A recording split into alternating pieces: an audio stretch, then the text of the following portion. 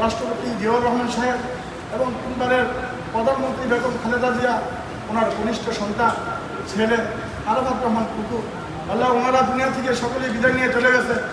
আল্লাহ ওনাদের সমস্ত জিন্দিগির গুণাখাতা মাফ করে দেন। আল্লাহ ওনাদের সমস্ত জিন্দিগির গুণাখাতা মাফ করে দেন। আল্লাহ মানুষ হিসেবে কোনো হয় স্বাভাবিক কোন হইতেই পারে। আল্লাহ আপনি ক্ষমাশীল, আপনি দয়াবান। আল্লাহ মেহরবানি করে তাদের সমস্ত জিন্দিগির গুণাখাতা মাফ করে দেন।